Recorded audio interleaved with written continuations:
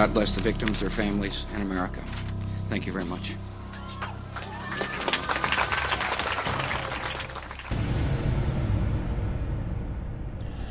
It's been said that all truth passes through three stages. The first stage being denial, the second stage being violent opposition, and the third stage being widespread acceptance as common knowledge. Well, as you view this documentary, keep in mind that people watching will probably fall into one of those three categories. One group of people will absolutely deny that what they're seeing could possibly be true. The second group of people will be violently opposed to this kind of information being released, and they'll do everything that they can to discredit the messenger rather than pay attention to the message. And yet there will probably be a third group of people that will sit back in their easy chair and say, I'm not surprised, I knew it all along. With this in mind, let's begin by playing a little word association. I'll say a word, and you think of the first word that comes to mind. Conspiracy theory is what most people think of. We've all been conditioned to associate the word theory with the word conspiracy, because after all, no conspiracies could possibly be true. They're all just theories, aren't they? Well, in the phrase conspiracy theory, there are two words. The first word, conspiracy. The second word is the active word, theory. By definition, a theory is a supposition, an idea, a concept, a hypothesis. Let me give you an example. In theory, if I purchase a raffle ticket, I could win a prize. Now, as long as I don't purchase a raffle ticket, my win is theoretical. But once you purchase a raffle ticket, the win is no longer a theory. It becomes a possibility. And the more raffle tickets you purchase, the more possible and eventually probable the win becomes. Such is the case with a conspiracy theory. As long as there is no evidence, it is a conspiracy theory. But once you have a piece of evidence, no matter how flimsy or circumstantial it may be, it becomes a possibility. And the more evidence that is gathered, the more possible and eventually probable the conspiracy is. You'll be looking at evidence in this documentary, and it will be up to you to decide if this is a conspiracy theory or indeed a conspiracy. Let us never tolerate outrageous conspiracy theories concerning the attacks of September the 11th. Malicious lies that attempt to shift the blame away from the terrorists themselves, away from the guilty. On September 11th, 2001, 4 events occurred within an hour and 15 minutes of one another. The first event occurred at 8:45 Eastern Standard Time when American Airlines Flight 11 hit the North Tower of the World Trade Center. And then 18 minutes later, at 9:03 Eastern Time, United Airlines Flight 175 slammed into the South Tower of the World Trade Center. And then at 9:43, it was reported that American Airlines Flight 77 had hit the Pentagon.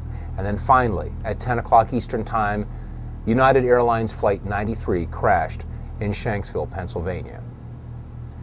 Now, unless this is one incredible coincidence, is it not safe to assume that all 4 of these events are inescapably married to one another?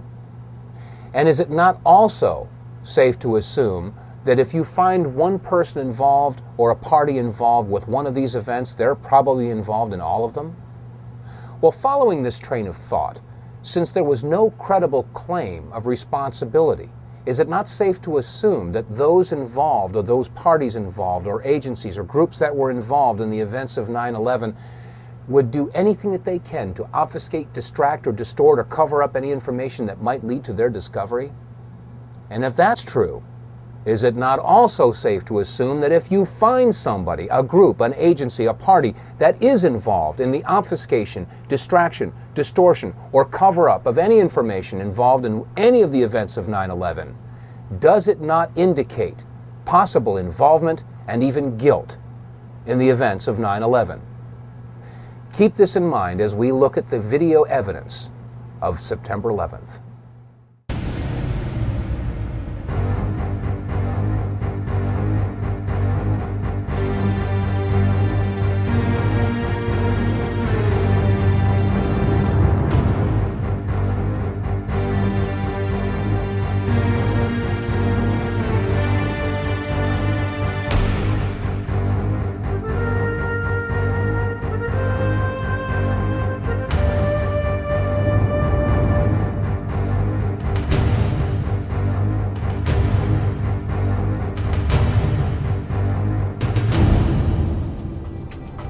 I mean, it was like a cruise missile with wings. Went right there and slammed right into the Pentagon. Huge explosion, a great ball of fire, and smoke started billowing out. Shortly after September 11th, as what usually happens, many conspiracy theories began to emerge as to what really happened on September 11th of 2001. And because many of these theories were not grounded with any evidence, we didn't really pay too much attention to them. However, in February of 2002, my attention was drawn to the following website, entitled Hunt the Boeing, Test Your Perceptions. Now, the original website was completely in French and was released by the French and drew some very serious questions as to what had really happened at the Pentagon.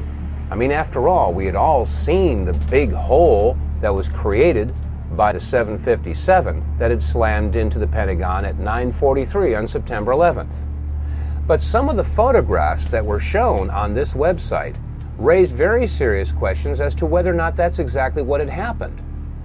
Some of these photographs showed a smaller hole, and in some cases showed that there was no way that a 757 could have created this damage.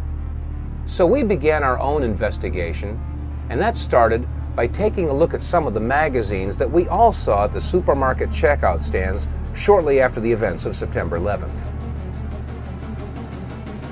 As I began poring through the photographs, I had one goal in mind, and that was to prove the French wrong with their website Hunt the Boeing.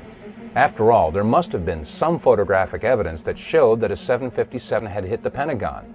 But as we went through all these photographs, we could find no pictures whatsoever showing a tail, a nose, a fuselage, wings, engine, wheels, luggage, seats, nothing. There were no photographs showing any recognizable wreckage from a 757.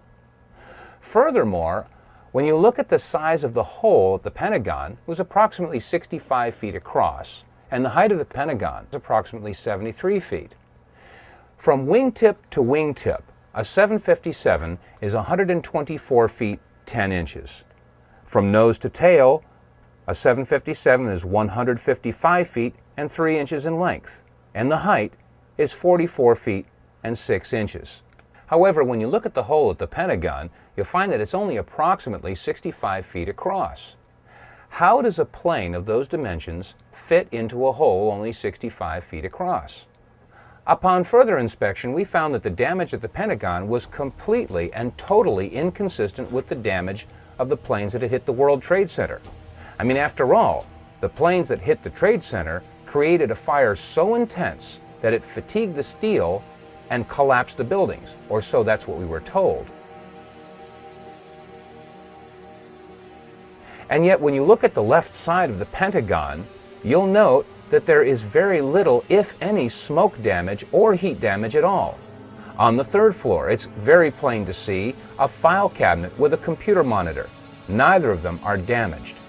On the second floor, you can see a wooden desk. It hasn't burned. And on the first floor, a very curious sight indeed, a wooden stool with a book that is laying and open. The pages aren't even singed.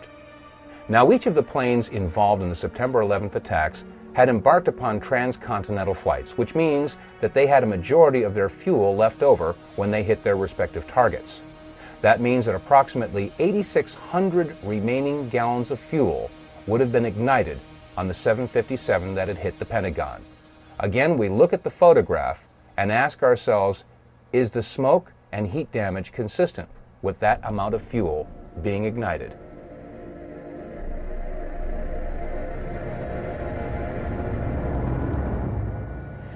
Ms. Therese Sagnier, a certified environmental specialist and a member of the Environmental Assessors Association, sent us the following letter after a brief conversation we had on the telephone. She had said to us that the amount of fuel that would have been left in the aircraft that had hit the Pentagon would basically have reduced that section of the Pentagon to rubble and would have burned for days. And that 8,600 gallons of fuel had a BTU rate of 86 million. She also stated that, looking at the total weight of this aircraft in conjunction with its velocity, the Pentagon should have been reduced to the thickness of a pancake. Also, the fuel spill of 8,600 gallons would have posed a very large soil removal and disposal project, since the contaminated soil will be considered hazardous waste under Title 40 of the Code of Federal Regulations. Another interesting question that is raised is in the photographs of the collapsed area of the Pentagon. If you'll note the upper floor and roof area, it appears that that area simply collapsed and does not show any impact damage from a tail section that was over 43 feet in height. How could a 757 slam into the Pentagon and not have an impact area where the tail section would have hit the upper floors? Shortly after these questions were raised and the topic was open for discussion on our radio show, The Power Hour, these 5 frames were released from a security camera at the Pentagon. The only problem is that the release of these 5 photographs seemed to raise more questions than they answered. First of all, why was the date incorrect in the lower left corner of the screen? Second of all, they really didn't show that there was a 757 that had hit the Pentagon. And thirdly, many people asked, is this the only security camera that was on at the Pentagon? The Pentagon. This is the nerve center for the United States military, supposedly the most secure building in the country. And this is the only video footage that was available of the most heinous attack ever recorded at the Pentagon? Where were all the other security cameras aimed? What about the security cameras that were on in the hallways at the Pentagon? Every inch of the Pentagon is under video surveillance. Where are those video cameras? We also had a report about a gas station whose video camera was pointed in the exact direction where the 757 would have hit the Pentagon. Shortly after the event, it was reported that federal officials showed up at that gas station and confiscated that footage.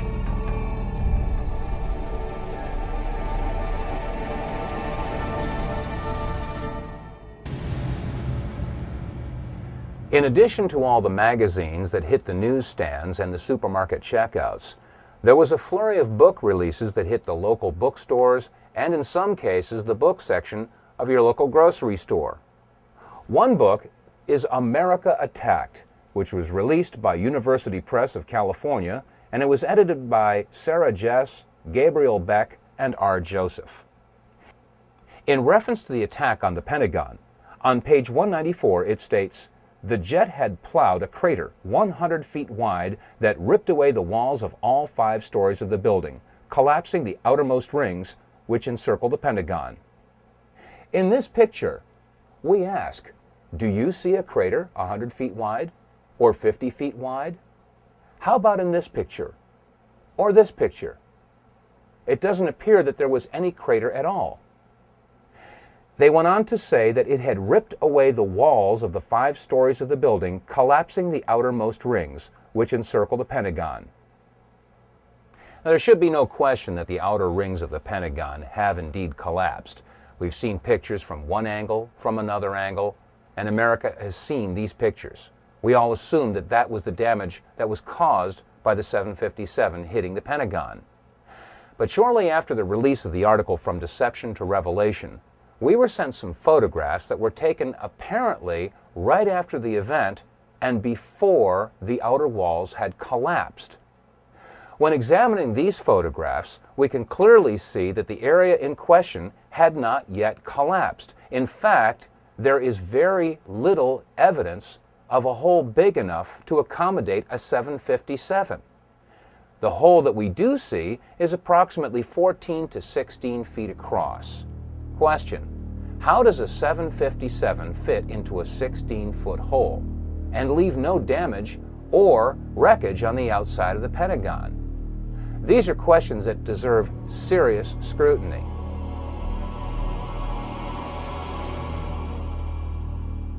Let's take a look at some of the photographs that were taken before the outer wall of the Pentagon collapsed. In this first photograph, we can see the firefighters pulling the hoses away from the fire truck. In the foreground, we can see wire spools that were left on the front lawn of the Pentagon. After all, this section of the Pentagon was under renovation. We'll use these wire spools as reference points. Also, to the right of those wire spools and on the face of the Pentagon, we can see that some concrete facing has broken away. We'll also use this as a reference point as we examine these photographs. Now, to the left of that area where the facing has broken off, we can clearly see that the Pentagon has not yet collapsed. There are some flaming areas, and that area appears to be the only section where there is a hole approximately 14 to 16 feet. Question: how does a 757 fit into a 16-foot hole and leave no wreckage on the front of the building? We can also see that the roof of the building does show fatigue, but has not yet collapsed. In this photograph, an astonished onlooker sees exactly what we're seeing. The Pentagon had not yet collapsed. And again, there is no sign of any wreckage whatsoever. No tail, no fuselage, no wings, no wheels, no engines, no seats, no luggage, nothing on the outside of the Pentagon. Pentagon roofline is clearly visible, and again, it is under fatigue, but it had not yet collapsed. As we examine this next photograph, let's take a good close look at the lower left corner. You'll see engine 331 from the Metropolitan Washington Airport Authority, and we contacted the fire chief from this engine company. Chief Plower agreed to come on our radio show along with 2 of his firefighters, but 1 hour before airtime, they canceled. We were told that the 2 firefighters had been placed on indefinite leave. When we look at this photograph, we can see that the fire retardant foam is being sprayed on the front of the Pentagon, and again, the area in question had not yet collapsed. And you can see, right in the center of the photograph, a big area where some of the concrete facing has broken away, and it appears that this is the only major hole in the front of the Pentagon. Again, is this hole big enough to accommodate a 757? And where is the wreckage? In this photograph, we again see engine 331 and fire retardant foam being sprayed on the front of the Pentagon. Note clearly, in the center of the photograph, we see the upper floors of the Pentagon, again, yet to collapse. But also notice that there does not appear to be any damage to these upper floors. Question: if the height of the Boeing 757 was 44 feet 6 inches, there should have been some point of impact in these upper floors, and yet when we look at these pictures, there doesn't appear to be any impact whatsoever in the area where the tail should have hit. And again, there is no wreckage visible on the front of the lawn. Now, while these photographs were being taken, videographers from several different networks were on the scene to capture the firefighters in action as they battled the blazes at the front of the Pentagon. Jim Angle is joining us now from Washington. Jim, what can you tell us about that fire outside the Pentagon? Jim Angle, are you with us? I can tell you first that the roads around the White House, the streets around the White House, were blocked seconds ago. Members of the Uniform Division of the Secret Service ran out to intersections and started diverting traffic. There are emergency vehicles on almost every block around the White House. The road south of the White House has also been blocked. And as you know, the White House is being evacuated. Federal employees are standing on the street corners in and around the White House, having left the building for fear of another attack.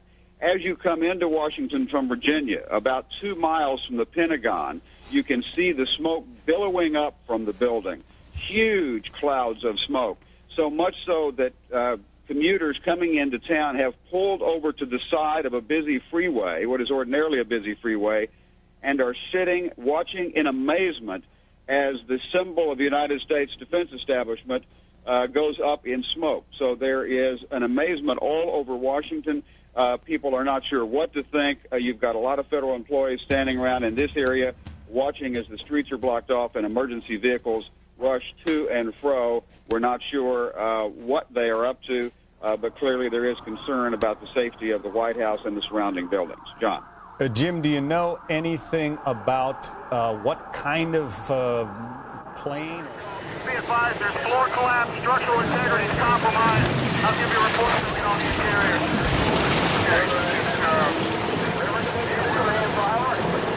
We have structural collapse.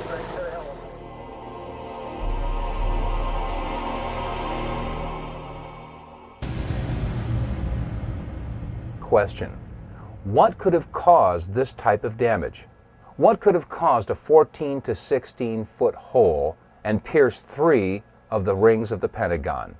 Keep in mind that each ring of the Pentagon has an outer and inner wall, each wall approximately 18 inches thick of steel reinforced concrete.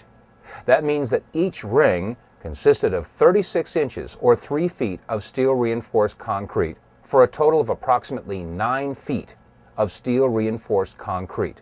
Question: could a 757 have pierced 9 feet of steel reinforced concrete and left a 14 to 16 foot hole and no wreckage? If not, what could have created that type of damage? On our radio program, The Power Hour, we have a lot of veterans and military experts that listen in, and many have called up and agreed that it could not have been a 757 that created that damage, but in fact had to be something else altogether. What could have caused that damage? Some call it a bunker buster or a missile. Now, as this controversy percolated through the year 2002, in January of 2003, the entire issue was resurrected when the American Society of Civil Engineers released a report entitled The Pentagon Building Performance Report. The announcement was made on CNN, and they showed an animated video that illustrated how the 757 slammed into the Pentagon and took out 50 support columns. Let's take another look at this computer-generated animation from the American Society of Civil Engineers at Purdue. And as we look at this plane, ask yourself this question: what significant information was overlooked in this computer graphic model from the American Society of Civil Engineers? Well, first of all, the 18.5-inch steel reinforced concrete exterior wall of the Pentagon was omitted. Second of all, you'll note that when the tail section enters the Pentagon, it remains intact. How is it possible that the tail section, over 40 feet in height, would have remained intact as it entered the Pentagon and left no entry point, as is seen in this photograph? Thirdly, and probably the most significant omission of all, is that the engines are missing in this computer graphic model. Despite these omissions, the American Society of Civil Engineers claimed that the plane took out 50 support columns as it entered the Pentagon. When we again look at these photographs, I ask, do you see support columns that have been destroyed? Which support columns were destroyed? How could it possibly be that the American Society of Civil Engineers could release such a report when the photographs clearly show that the entire report is in question? Now let's look at a computer-generated animation that was broadcast on the National Geographic television program Seconds from Disaster, in which they dealt with the attack on the Pentagon on September 11th. In this computer-generated animation, they show that the wings broke off before the plane entered the first ring. Question: if the plane's wings broke off, then why didn't we see any wing parts in the photographs that we examined earlier? Furthermore, in this computer-generated animation, it clearly shows the plane almost completely disintegrating as it passes through the first ring. Question: how could it have continued along its path and pierced another 7.5 feet of steel-reinforced concrete, piercing the second and third rings of the Pentagon, and leave this hole? You can't have it both ways.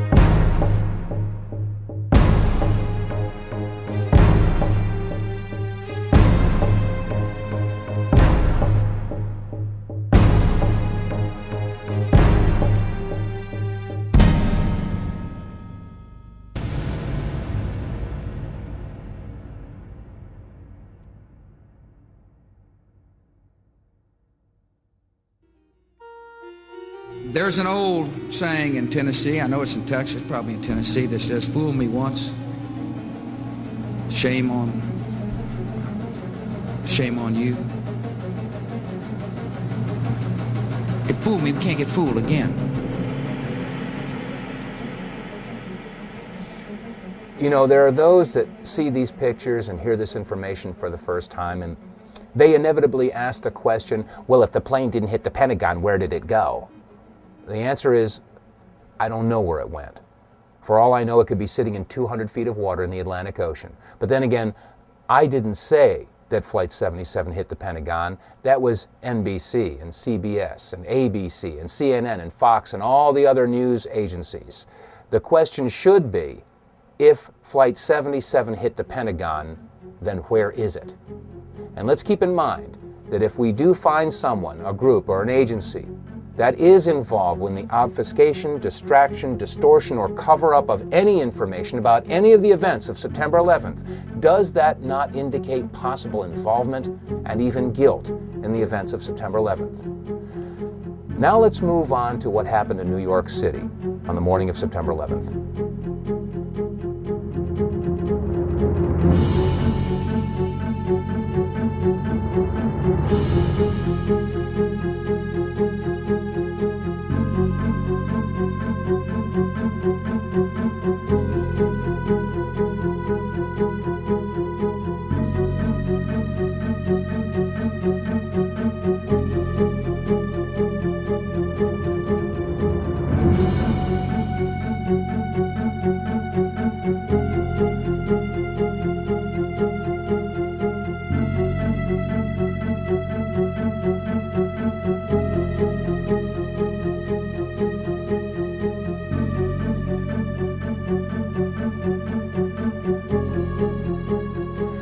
These are just a few of the images that are indelibly etched in the minds of every man and woman on the face of this planet that happened to be near a television set on the morning of September 11th of 2001. Most of us will never forget where we were and what we were doing on that day. Now, right after September 11th, many conspiracy theories began to arise to try to explain how and why the towers came down. Well, this is no different than any other major event in history, from the assassination of John F. Kennedy to his brother Robert Kennedy, and from the assassinations of Martin Luther King and John Lennon to the explosion in Oklahoma City that destroyed the Murrah Building in 1995 and the downing of TWA Flight 800. All of these were followed by conspiracy theories to try to explain these events. Well, on September 11th, there was a lot of discussion about explosions that went on around the building and in the building. Some of these reports were televised, but only once. Let's take a look at some of these reports and review what had happened on September 11th. We're being pushed out as well because there was some concern that there might be additional explosions, possibly other bombs. The entire top of the building just blew up. The second explosion and another explosion. We have a report now of a fourth explosion at the Trade Center. There has just been a huge explosion. It almost looks like one of those implosions of buildings that you see. We heard a very loud blast, an explosion. Not clear now is why this explosion took place. Do you know if it was an explosion or if it was a building collapse? To me, it sounded like an explosion. But it was a huge explosion. I saw the two buildings. I'm thinking it was a bomb because it's two of them. This is actually, we believe, debris from one of the planes that hit one of the towers on the World Trade Center. The FBI is here, as you can see. They had roped this area off. They were taking photographs and securing this area just prior to that huge explosion that we all heard and felt. We've just heard a virtual barrage of reports of bombs and explosions going off in and around the World Trade Center. But is there any reason to believe that some of these explosions might have been caused by something other than the planes hitting the towers? Rick Sanchez from MSNBC had this to report. Rick Sanchez has been there throughout this morning for us. Rick, tell us where you are and what the latest is. Well, I'm in that area, if you're familiar with this area of where West Broadway and Hudson come together, right at Chambers. That would put us about a block and a half away from the site of where the explosion was. That area has just been evacuated because police have found what they describe as a suspicious device, and they fear that it might be something that could lead to another explosion. Obviously, there's a real sense of caution here on the part of police. I spoke with some police officials moments ago, Chris, and they told me that they have reason to believe that one of the explosions at the World Trade Center, aside from the ones that may have been caused by the impact of the plane with the building, may have been caused by a van that was parked in the building that may have had some type of explosive device in it. So their fear is that there may have been explosive device planted either in the building or in the adjacent area, and that's why they're being so cautious. In the September 24, 2001 edition of People magazine, on page 34, there was an interview with Louis Caccioli, a 51-year-old firefighter assigned with Engine 47 of Harlem, New York, and he had this to say. We were the first ones in the second tower after the plane struck. I was taking firefighters up in the elevator to the 24th floor to get in position to evacuate workers. On the last trip up, a bomb went off. We think there was bombs set in the building. Well, Louis Caccioli isn't the only firefighter that claims that there were bombs or explosives going off in and around the World Trade Center. We made it at least 2 blocks, and we started running, floor by floor, instead of popping out. It was if they had detonated. They were planned to take down a building. Boom, boom, boom, boom, boom, boom, boom. All the way down. I was watching. We've heard eyewitness accounts and testimony from fire officials that indicate that there were bombs, explosives, possibly detonating charges that were utilized in the collapse of the World Trade Center buildings. Is there any reason to believe that detonating charges were utilized in the collapse of the North Tower, the South Tower, or Building 7? One firefighter did say, boom, boom, boom, boom, boom, that's how it went down. And many of the television reporters reported that as the buildings collapsed, both the North Tower and the South Tower and Building 7, they all appeared to come down just like a controlled demolition. Let's listen to a clip from Larry Silverstein. He was the lease owner of the World Trade Center as he gave an interview on PBS. I remember getting a call from the fire department commander telling me that they were not sure they were going to be able to contain the fire. And I said, you know, we've had such terrible loss of life. Maybe the smartest thing to do is pull it. And they made that decision to pull, and then we watched the building collapse. Now, we've just heard Larry Silverstein making the admission that when it came to Building 7, the decision was made to pull it, a term that is used by demolition experts in bringing a building down. But what was America and the rest of the world told as to why Building 7 came down?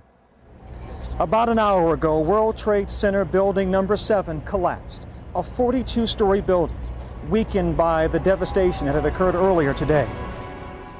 We've all seen controlled demolitions on television. Office buildings, sports stadiums, all brought down by controlled charges. And these charges and controlled demolitions take weeks of planning. They have to bring in experts and do a structural analysis of the buildings, study which beams, which girders have to have charges placed on them. And then a team of explosive experts has to come and set the charges, wire them all together in sequence. And then, finally, after everything is clear, they let the building go, or pull it. Are we to believe that 8 hours after a surprise attack in New York City, they were able to pull Building 7? How is this possible had it not been planned in advance? And if they did have planned detonation charges in place in Building Number 7, is it possible that there were charges in Building 6, or 5, or 4, or the North Tower, or the South Tower? We made it at least 2 blocks, and we started running, floor by floor, instead of popping out. It was if they had detonated. They were planned to take down a building. Boom, boom, boom, boom, boom, boom, boom. All the way down. I was watching it and running. Just ran.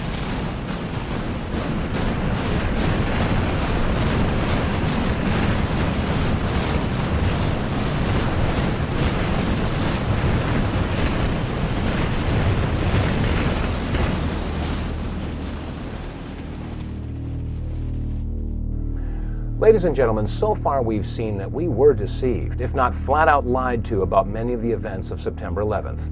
From the controversy about whether or not Flight 77 actually hit the Pentagon, to whether or not there were bombs or explosives or detonating charges utilized in any of the buildings that collapsed in the World Trade Center. And also Larry Silverstein making the admission that when it came to Building 7, they made the decision to pull it. And now we come to the main events of September 11th, North and South Towers being hit by airliners that were supposedly hijacked by terrorists. Let's take a look at some of the clips that we've all seen over and over again.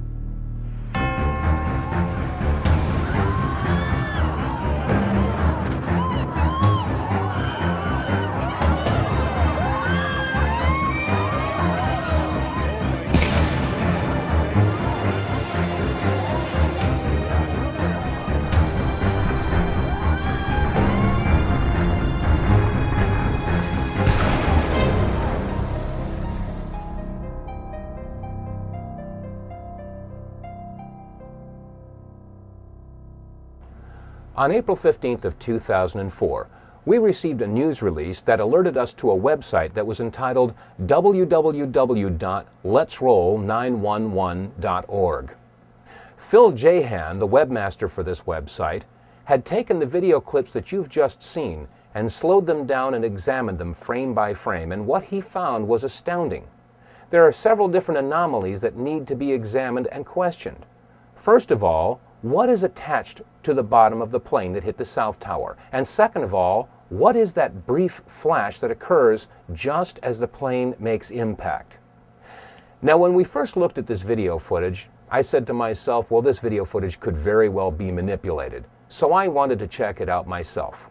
Well, we went and found the DVD that we had purchased shortly after September 11th entitled America Remembers.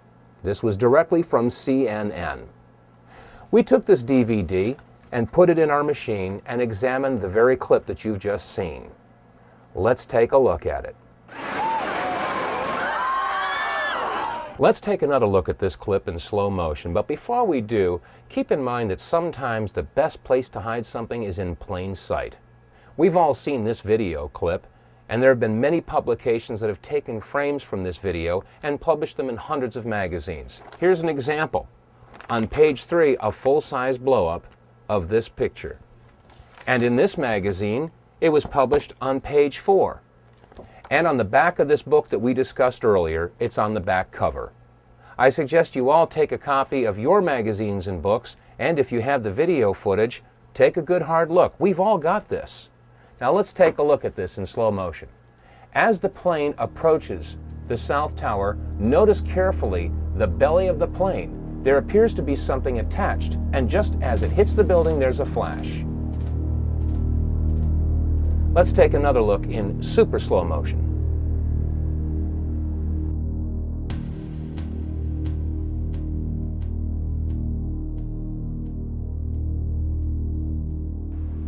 Let's look at this photograph that was taken near Ground Zero. On the right, we see the South Tower, and the smoke that's rising into the sky is emanating from the North Tower, which is completely hidden from view. On the left, just entering the field of vision of the camera, we see the plane just before it hits the South Tower. Note a couple of items here. The engine on the right wing has a shadow, and the shadow moves towards the front of the plane and off of the plane. So the anomaly that appears to be attached to the belly of this plane could not be caused by a shadow. Also note that the item that appears to be attached to the belly of this plane is on the right side. This plane has something that is not symmetrical on the bottom of the plane.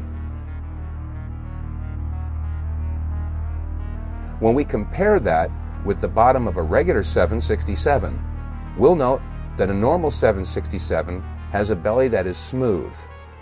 This plane does not.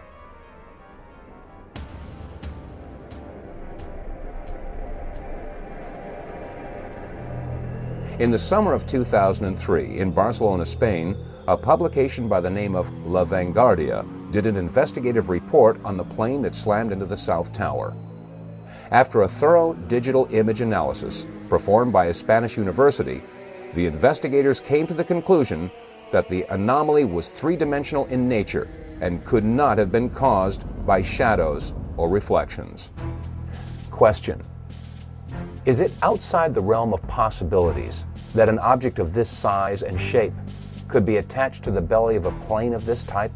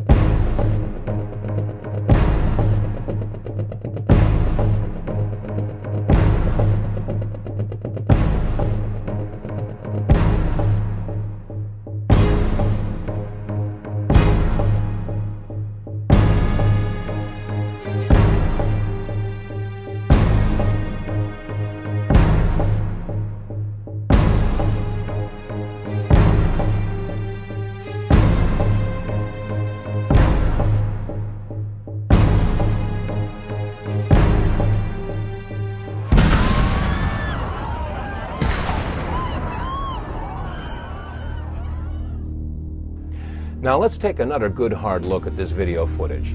As the plane approaches, it is irrefutable that there is something attached to the bottom of this plane and a distinct flash as it makes contact. Now there are some that would say that this is a trick of light, a reflection. Well, let's keep in mind that if you hold a mirror in your hand and reflect the sun's rays, that reflection only goes where you aim that reflection. So a reflection should only be seen from one particular angle. Let's take a look at this event from another angle. And now let's take a look at it again from a third angle. And now let's take a look at it one more time from a fourth angle.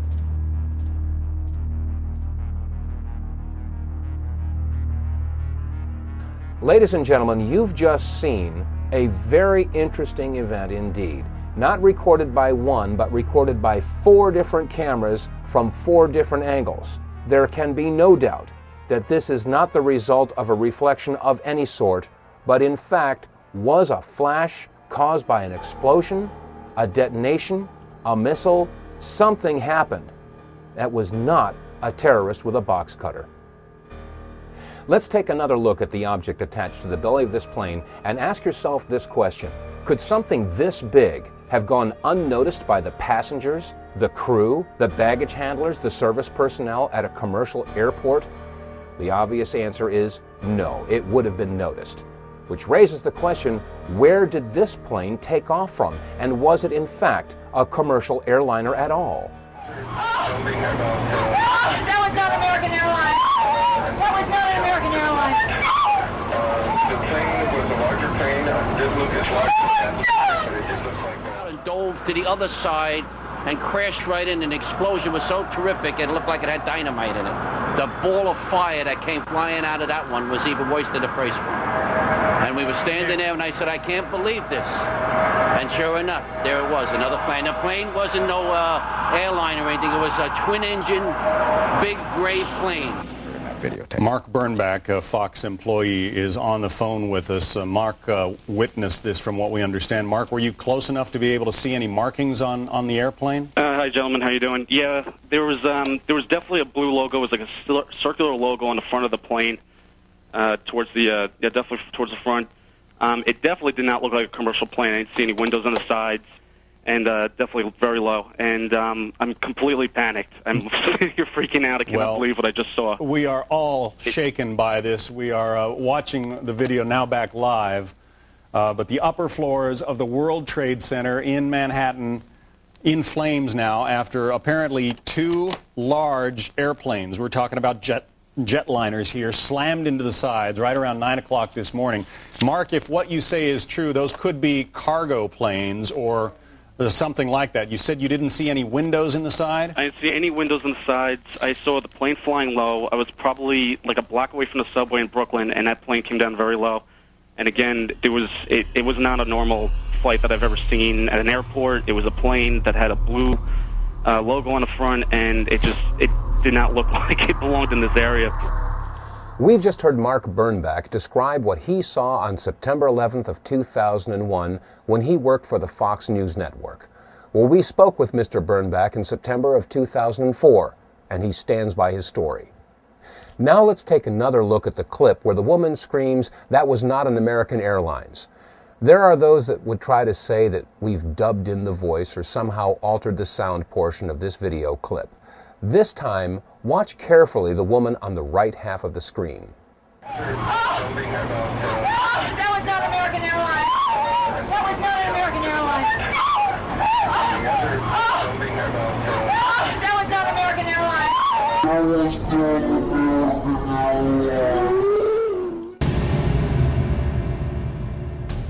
Now, we've just heard testimony that refutes the official report that a commercial airliner hit the World Trade Center.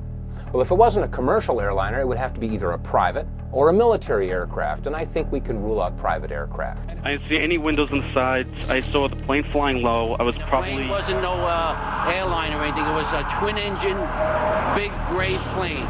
Now, if this was a military plane, that would explain the possibility that there was something mounted on the belly of the plane.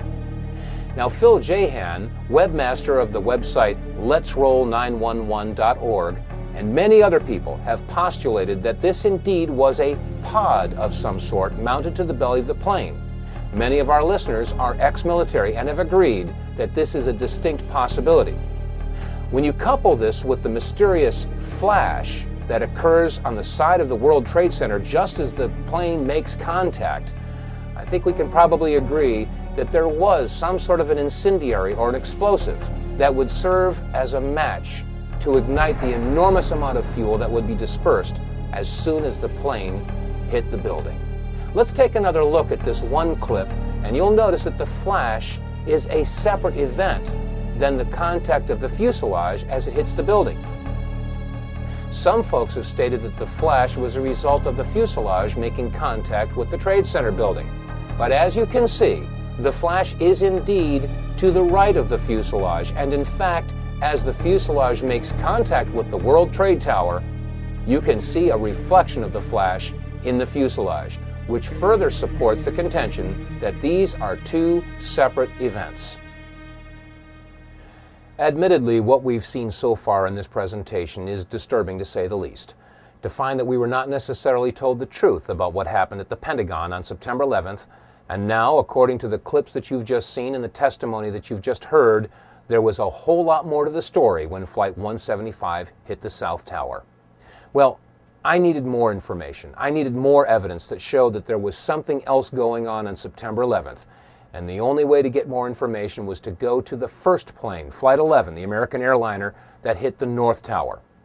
The French filmmakers, the Naudet brothers, were in New York City doing a documentary about the New York City firefighters. And this clip is the only known footage of the first plane hitting the first tower.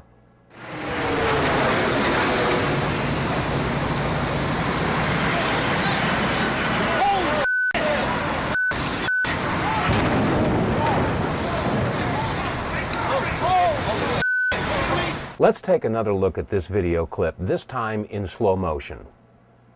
You'll notice that as the plane approaches the tower, first of all, we're too far away to get a clear shot in any detail of the plane. So therefore, it's hard to make out whether or not there was anything attached to the bottom of this plane, as was the case with Flight 175. However, there is another similarity. Just as the plane makes impact, there is a flash.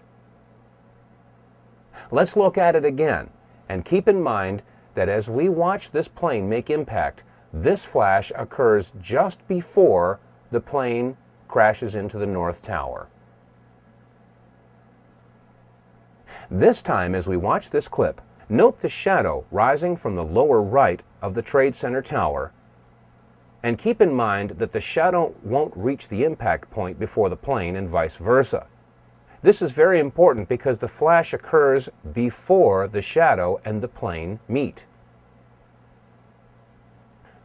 This time, let's look at this clip in reverse. You'll notice that as the plane slowly backs out of the North Tower, it is clear of the tower, and then the flash occurs, indicating that the flash occurred before the plane made impact on the North Tower. One more time, this video clip showing the flash as the plane hit the North Tower.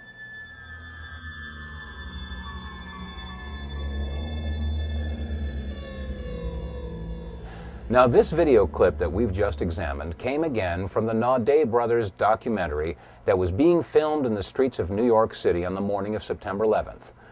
This documentary about the New York City firefighters was going to be assembled at a later date, and it was not televised. In fact, there was no live coverage at all of Flight 11 as it hit the North Tower. After all, it was a surprise attack. So if there was no live television coverage of the first plane hitting the first tower, how do we explain the following comment from George Walker Bush? What was the first thing that went through your head when you heard that a plane crashed into the first? Well, I was sitting in a schoolhouse in Florida. I'd gone down to tell my little brother what to do, and you can go ahead and sit down. Just kidding, Jeb. And it's the mother in me. Anyway, I was sitting there, and my chief of staff, well, first of all, when we walked in the classroom, I had seen this plane fly into the first building. There was a TV set on, and you know, I thought it was pilot error. You know, right off the bat, there will probably be some folks out there that will try to minimize or negate what we've discussed in this program and turn it into some sort of a political football. They'll say we're left-wingers, or we're Democrat, liberal types, and we're Bush bashing. Nothing could be farther from the truth. Let's not forget that it was under the Clinton administration that we launched a missile attack in Afghanistan and Sudan to destroy what turned out to be an aspirin factory because they had bad intel that they were manufacturing chemicals. It's happening again, folks. It has nothing to do with liberal versus conservative, or Democrat versus Republican, or right versus left. It has everything to do with right versus wrong. On September 11th, it was reported that the passengers of Flight 93 were in the process of overcoming terrorists who had taken over the plane using box cutters. And in the process, the plane crashed in a field in Shanksville, Pennsylvania at 10 o'clock a.m. Eastern Standard Time. Well, if Flight 93 crashed in Shanksville at 10 o'clock Eastern Time, how do we explain the following story that was carried by WCPO-TV Channel 9 in Cincinnati, Ohio? This story was posted on the internet at 11:43 a.m. Eastern Time by web producer Liz Foreman. The headline reads, "Plane lands in Cleveland, bomb feared aboard." A Boeing 767 out of Boston made an emergency landing Tuesday at Cleveland Hopkins International Airport due to concerns that it may have a bomb aboard, said Mayor Michael R. White. United identified the plane as Flight 93. If United Airlines Flight 93 crashed at 10 o'clock Eastern Standard Time in Shanksville, Pennsylvania, then how could Flight 93 also have landed at Cleveland Hopkins International Airport, been evacuated, and searched for a bomb, as was reported at 11:43 Eastern Time by Liz Foreman from WCPO-TV in Cincinnati? Which flight was the real Flight 93? Which flight crashed in Shanksville, Pennsylvania?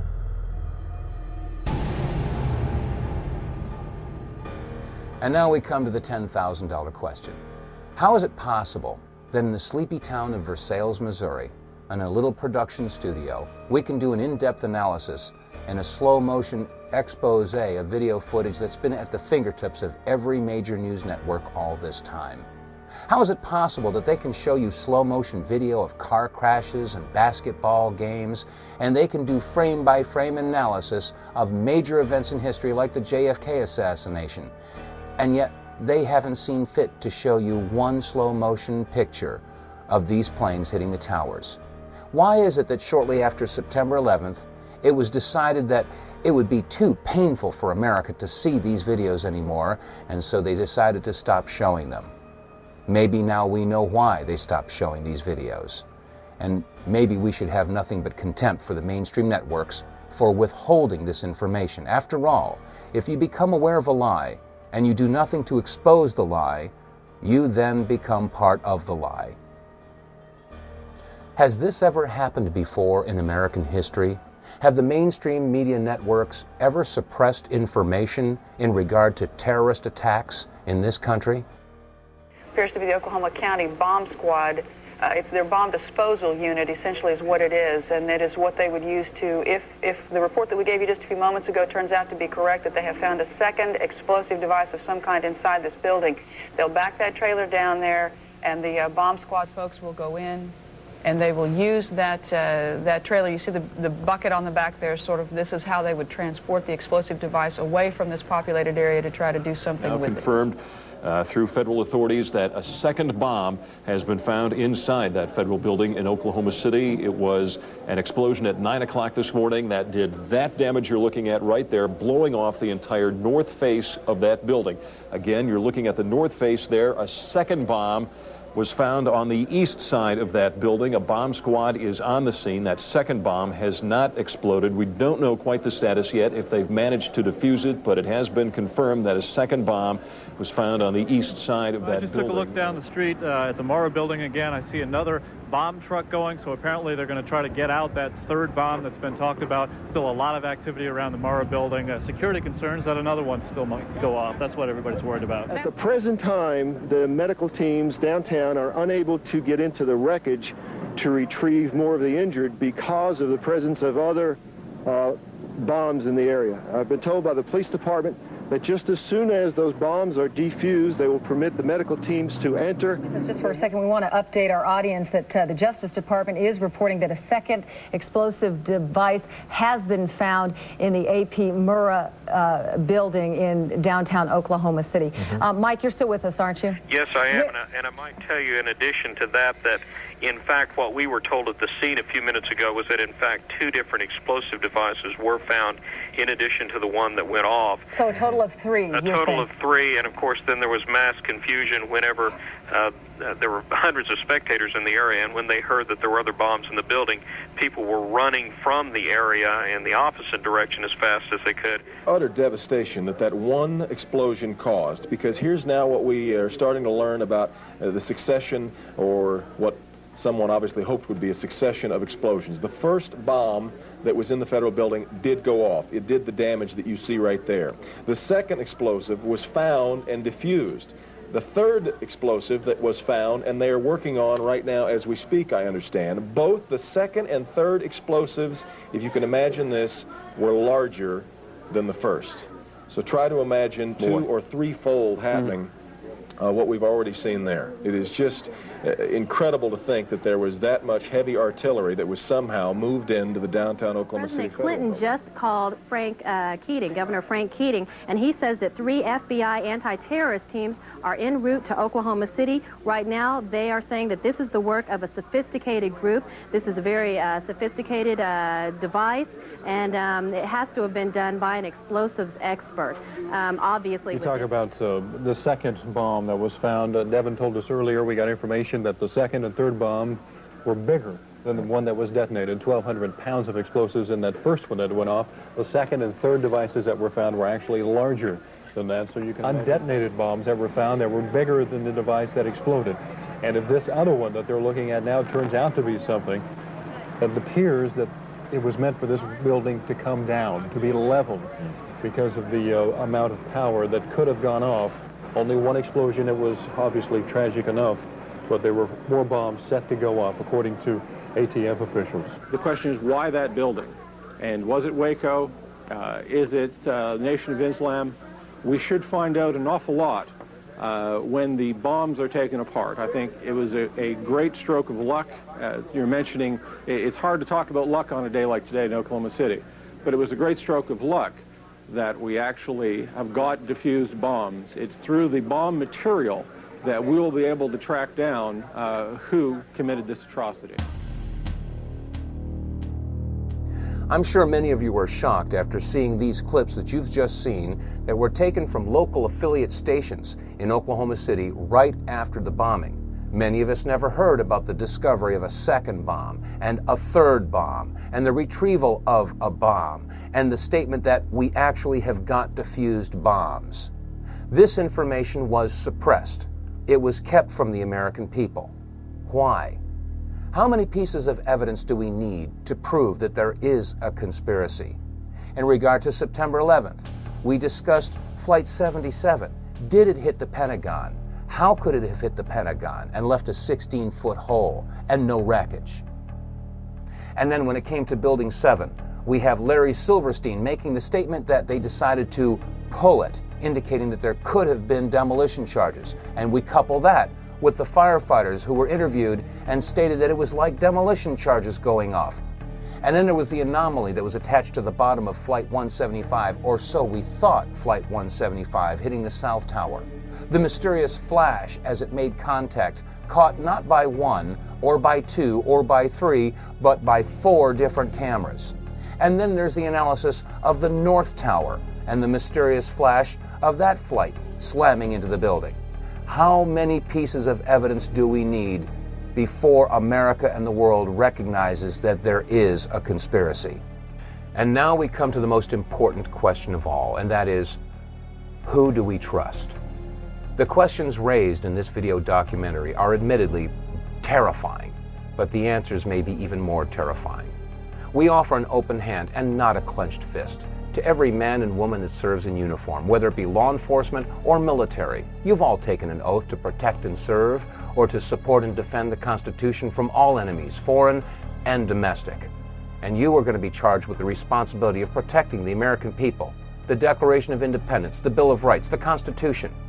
Our way of life is in jeopardy, and you will be charged with the responsibility of defending our way of life and the people of this country. The biggest challenge before you right now is, who is the enemy? There are those that would ask the question, why would our government be involved in such a horrendous act of terrorism? Or what would the motive possibly be? Well, let's remember a couple of things. First of all, it's been said that those that forget their history are destined to repeat it. And it's also been said that history was written by those that hanged the heroes. We're now just finding out, and it's becoming common knowledge, that the attack on Pearl Harbor wasn't the surprise attack we were all told it was. In fact, the powers that be knew days ahead of time that the attack was pending. And then there's the Northwoods documents that were released in 1961, in which the Joint Chiefs spelled out plans to attack their own ships, sink battleships, let off bombs, and have terrorist attacks here in the United States to instill patriotism and raise anger against the communists so that we could find an entry into the Cold War. We all know that war makes money, and the events at Pearl Harbor and the very existence of the Northwoods documents should represent a mindset and a clear intent of the powers that be to involve themselves in clandestine operations and to sacrifice the lives of our men and women in uniform, and civilians as well, as long as it will legitimize their involvement in some sort of a military conflict. Let's look at the world situation today. The United States is the only remaining world superpower. Russia is our best friend now, or so we're told, and China is our biggest trading partner. Simply ask Walmart or Dollar General or any other major retailer where most of the goods are manufactured in China. Well, if there is no world superpower boogeyman or enemy to be watching over, well then what better enemy to have than a nameless, faceless enemy without a country that can strike at will in any corner of the globe? The war on terror. A war that, as Dick Cheney has said, could last for decades. Yes, war means money. And defense contracting is the largest industry in the country, if not the world. Billions, if not trillions of dollars are awarded to defense contractors every year. And they'll manufacture $75 hammers or $600 toilet seats, grossly overcharging the American taxpayer. Where does all this extra money go? And now we have to ask the question, how do defense contractors guarantee job security and profitability? And the common sense answer is to guarantee that there is war. Well, you might ask, why doesn't the mainstream media tell us about this? Why hasn't Tom Brokaw or NBC News told us? Well, as an example, NBC is owned by General Electric. General Electric is one of the top 10 defense contractors. Keeping this information in mind, it should be easy to understand how and why the United States would create an Osama bin Laden. Osama bin Laden was a CIA asset. He was trained by and funded by the CIA. He was put into power by the CIA, and he had substantial financial ties to the current administration. Saddam Hussein was also supported by the United States government. He was given agricultural credits, which he then used to purchase illegal chemical and biological weapons, according to Senator Donald Riegel's report. Question: is it not outside the realm of possibilities that the United States would create a boogeyman, create an Osama bin Laden or a Taliban or an Al-Qaeda, on which they could place the blame of the events of September 11th and other yet-to-occur terrorist acts?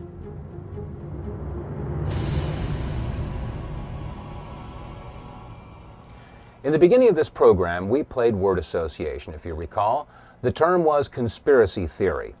Now, you've seen enough evidence in this presentation to know that we are dealing now with a conspiracy. There is plenty of evidence to support it. The conspiracy theory, in fact, is the idea that Osama bin Laden had something to do with the attacks of September 11th. Let's not forget that on September 23rd of 2001, Condoleezza Rice, National Security Advisor, had stated that they had evidence that linked bin Laden with the terrorist attacks and that they would release that evidence in due time. Well, America and the world are still waiting for that evidence. And in that time since September 11th, we've launched not one, but 2 wars in Afghanistan and Iraq based upon no evidence or a conspiracy theory. Our war is against evil, not against Islam. We don't hold any religion accountable. We're fighting evil. What we've seen on this video should give us all cause to stop and rethink everything that we've been told about September 11th. The media and our government have relentlessly pounded into Americans' minds that it was terrorists wielding box cutters that were responsible for the attacks in America on September 11th. And now, after seeing this video footage, we realize that it couldn't possibly have been a terrorist in a box cutter that would have created the flashes on both the North and South Tower. Nor could it have been a terrorist with a box cutter that had that attachment to the bottom of Flight 175.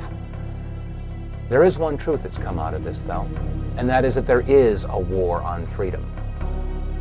But the war on freedom isn't being waged by those that they say it is. After all, how many of your freedoms have been legislated away by Osama bin Laden or the Taliban or Al-Qaeda or Saddam Hussein? The answer is none. Your freedoms have been legislated away by the very people who take oaths to defend your freedoms. Republicans and Democrats alike. Your Congress, your Senate, your President. There is a war on freedom.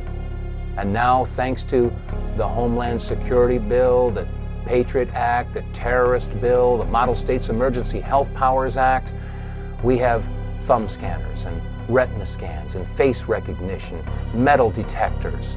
At the airports, we have body scans and body cavity searches. Yes, there is a war on freedom.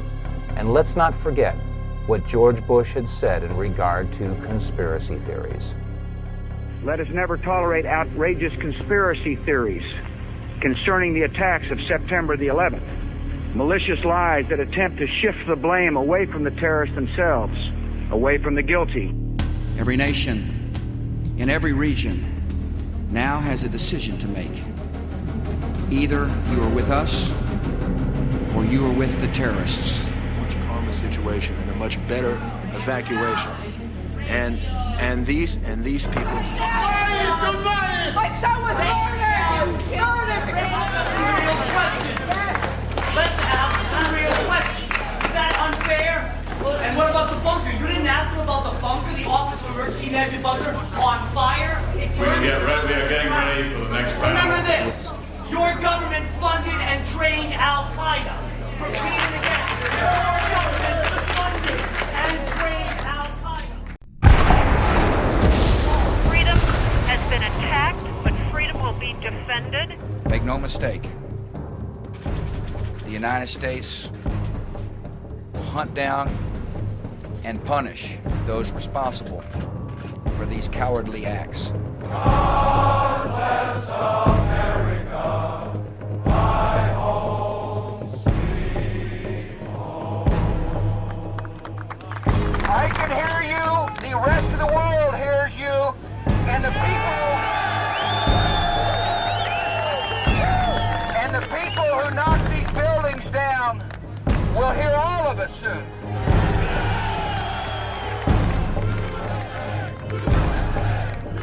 not fight against Islam. We fight against evil.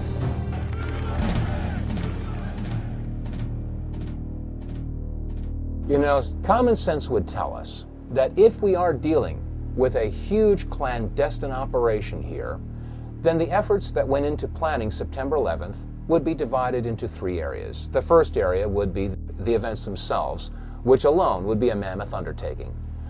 The second area of effort would be creating the rabbit trail, having a patsy to blame it all on. And the third area of effort would be to have a controlled opposition, a group of individuals that would give the appearance of wanting to get to the real truth of September 11th. But in reality, they are more concerned with keeping everybody else on the rabbit trail, the terrorists, Al-Qaeda, Osama bin Laden, and desperately want people to stay away from this particular avenue of thought or this area of inquiry.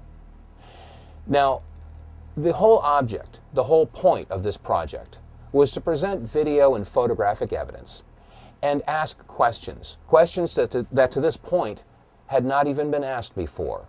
But I think that if we truly want to leave no stone unturned, as some people claim, then shouldn't we all come to the table with all of our information and throw it down and sort it through? Wouldn't that be the common sense way to handle this? Leave our egos and our pride at the door, because some of this could be interpreted differently.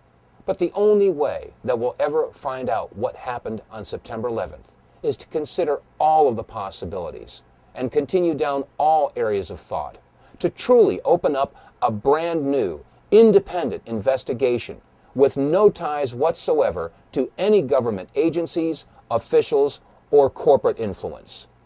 This, we believe, will be the only way that we'll find out what really happened on September 11th. On behalf of William Lewis and the Power Hour, I'm Dave vonKleist. I thank you for watching. God bless you. And now I ask all of America and the people of the world, where's your line in the sand?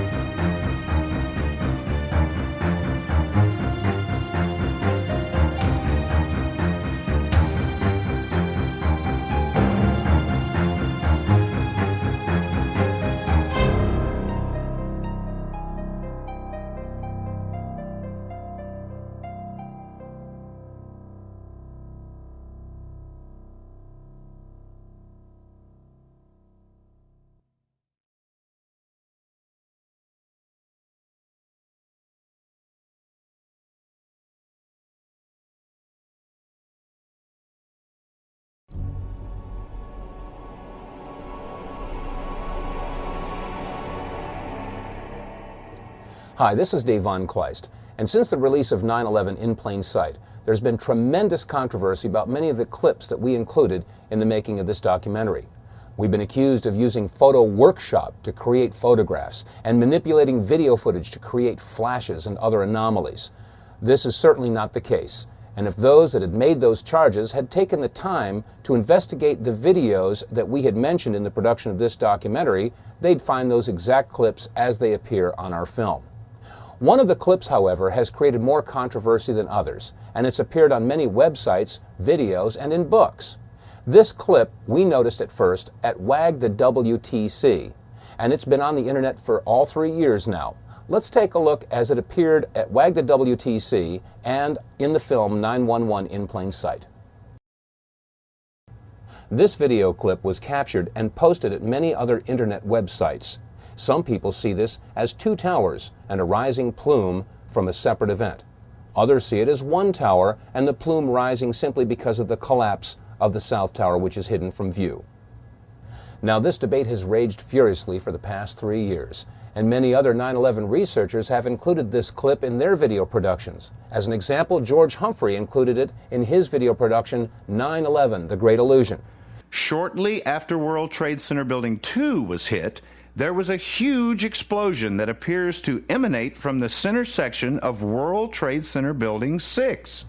And Eric Hufschmidt, in his book, Painful Questions, used a captured frame from this video clip, and on page 13 stated that the rising plume was a result of an explosion that occurred moments after the strike on the South Tower.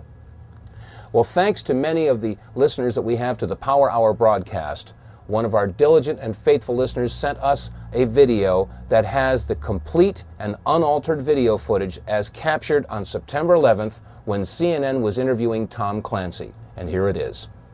Humorous. You know, I said, surely you've thought about things like this. And he said, well, to the best of my knowledge, nobody in my office has looked at this, but I promise you Monday morning they will be.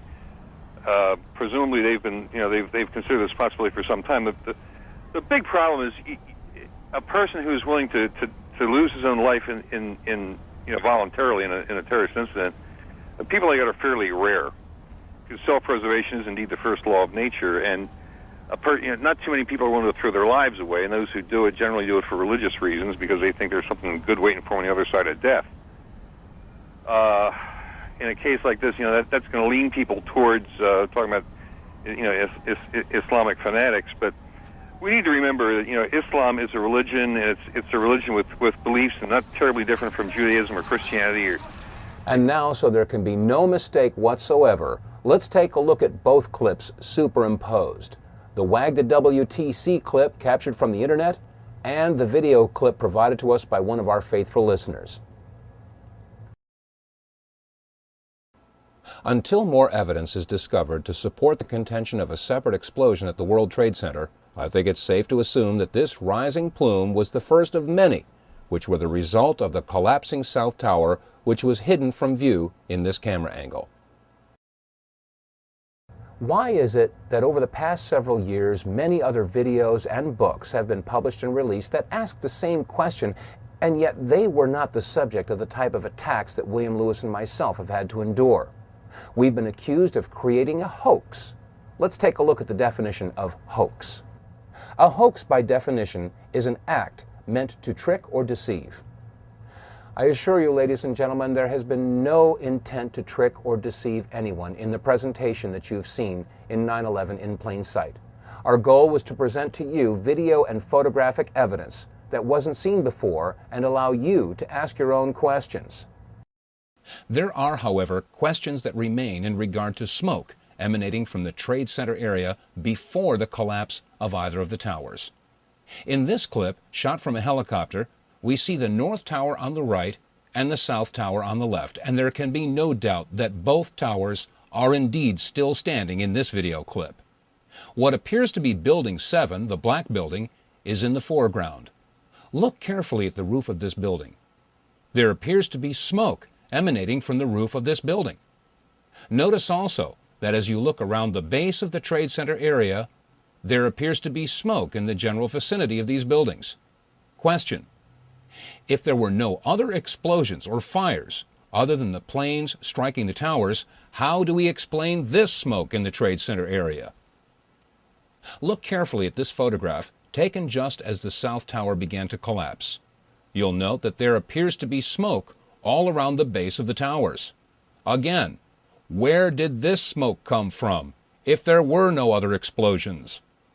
Rick Sanchez has been there throughout this morning for us. Rick, tell us where you are and what the latest is. Well, I'm in that area, if you're familiar with this area of where West Broadway and Hudson come together, right at Chambers. That would put us about a block and a half away from the site of where the explosion was. That area has just been evacuated because police have found what they describe as a suspicious device, and they fear that it might be something that could lead to another explosion. Obviously, there's a real sense of caution here on the part of police.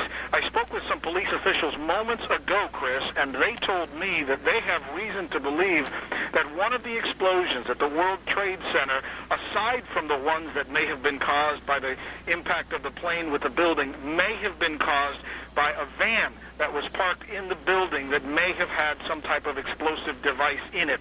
So their fear is that there may have been explosive device planted either in the building or in the adjacent area, and that's why they're being so cautious in this vicinity right now. 3 weeks before the release of 9/11 in plain sight, one individual did a full review and said that the photographs were the result of photo workshop and that the video footage had been manipulated. I find it rather curious that these people mounting this smear campaign have neither the courage or the integrity to contact us and ask us any questions or do any investigation to confirm that what they were seeing on our video presentation was indeed factual and not created. And again, I point out that you can get these video clips yourself by going to the video CNN America Remembers, or the PBS documentary Why the Towers Fell, or the Naudet Brothers documentary on 9/11. Folks, do your own research, and please understand that we've all got to come together to find the answers to these questions. My personal philosophy is that all of the 9/11 researchers need to come together at one big table and throw all of their pieces of the jigsaw puzzle down and let us all work together to solve this puzzle. Because if we don't, we'll never find the answers. Divided we fall, but united we will stand.